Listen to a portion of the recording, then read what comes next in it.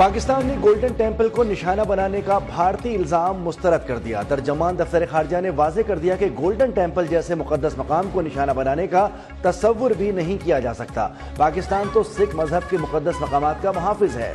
حقیقت یہ ہے کہ بھارت نے 7 مئی کی شب پاکستان میں عبادت گاہوں کو نشانہ بنایا۔ بے بنیاد الزامات کا مقصد بھارت میں اقلیتوں پر مظالم سے توجہ ہٹانے کی کوشش قرار۔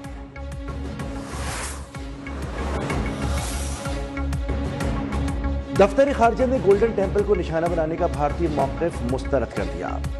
نائب وزیر اعظم اسحاق ڈار دورہ چینی وزیر برائے عالمی امور سے ملاقات۔ پاکستان کی خود مختاری اور سالمیت پر چین کی حمایت کو سراہا۔ لیو جیون چاؤ نے کہا کہ چین پاکستان کا ہر موسم کا شراکت دار ہے، پاکستان کے ساتھ تعلقات اولین ترجیح ہے۔ اسحاق ڈار آج چینی وزیر خارجہ سے ملاقات بھی کریں گے۔ بیجنگ میں پاکستان، چین اور افغانستان کے وزرائے خارجہ کا اجلاس بھی شیڈیول۔ وزیراعظم شہباز شریف کی زیر صدارت وفاقی کابینہ کا اجلاس کچھ دیر بعد ہوگا۔ اجلاس میں مارکہ حق میں پاکستان کی فتح سے مسلح افواج کو خراج تحسین پیش کیا جائے گا۔ بھارتی حملوں میں شہید ہونے والوں کے لیے فاتحہ خوانی بھی کی جائے گی۔ ملک کی معاشی، سیاسی اور سیکیورٹی صورتحال کا جائزہ لیا جائے گا۔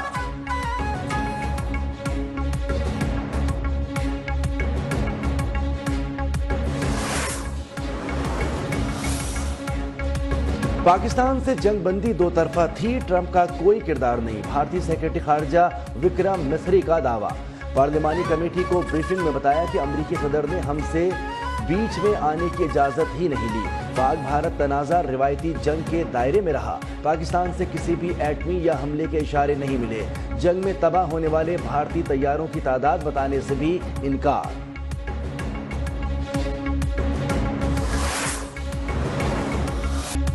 آپریشن سندور مودی سرکار کے لیے ناسور بن گیا۔ فوجی محاذ کے بعد بھارت سفارتی محاذ پر بھی ناکام۔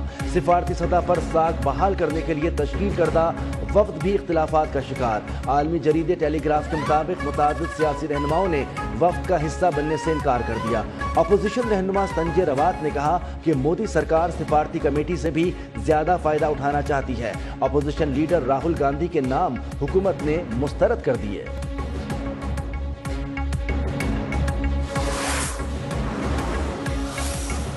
جو نیوز پہ چل رہا تھا کہ بھارت نے اسلام آباد پہ قبضہ کر لیا، ایسا نہیں ہے کہ صرف ایک نیوز پہ چلا تھا۔ مین اسٹریم میڈیا کے تمام ایسے چینلز تھے جو ٹی وی پہ دکھا رہے تھے۔ بھارتی میڈیا کے جھوٹ سے نوجوان سخت نالاں کہتے ہیں کہ مودی سرکار نے امریکہ کے دباؤ میں آ کر جنگ بندی کی۔ بھارت تجارت کے لیے کسی بھی ملک کے سامنے جھک جائے گا۔ جنگ بندی کا جشن جس طرح پاکستان میں منایا گیا اس طرح بھارت میں نظر نہیں آیا۔ پاکستان کے لوگ اسے اپنی سفارتی سطح پر کامیابی سمجھتے ہیں۔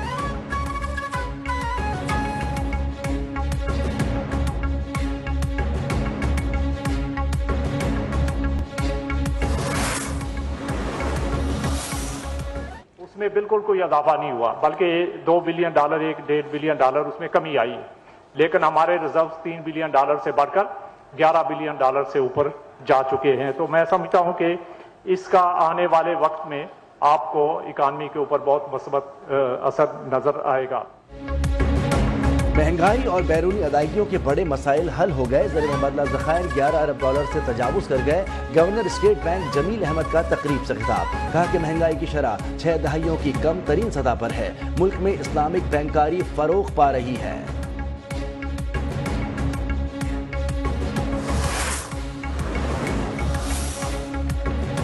آئندہ مالی سال پیٹرولیم مصنوعات مہنگی، درآمدی گاڑیاں سستی ہونے کا امکان۔ فی لیٹر پیٹرولیم لیوی $100 سے زائد کرنے کی تجویز۔ IMF کا گاڑیوں کی کمرشل امپورٹ پر پابندی ختم کرنے کا مطالبہ۔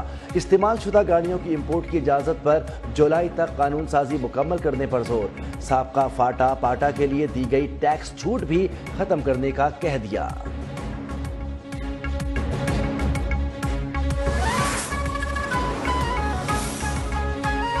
9 مئی سے متعلق مقدمات میں بانی پی ٹی آئی سے لاہور پولیس کی تفتیش۔ D S P Asif Javed کی سربراہی میں پولیس ٹیم کی اڈیالہ جیل آمد۔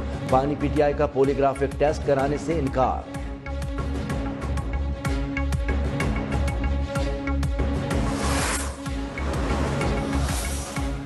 پاکستان میں ٹرانسفر پر جج کی رضامندی آئینی تقاضا ہے۔ بھارت میں ٹرانسفر پر جج کی رضامندی نہیں لی جاتی۔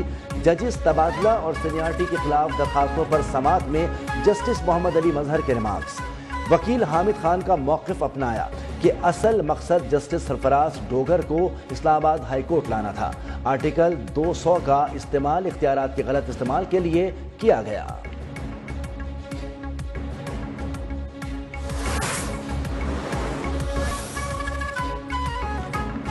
سندھ، جنوبی پنجاب، بلوچستان میں شدید گرمی، زیادہ تر شہروں میں درجہ حرارت 40 ڈگری سے اوپر۔ 24 مئی تک ملک میں ہیٹ ویو کی پیشگوئی، پارہ معمول سے 4 سے 6 ڈگری زائد رہنے کا امکان۔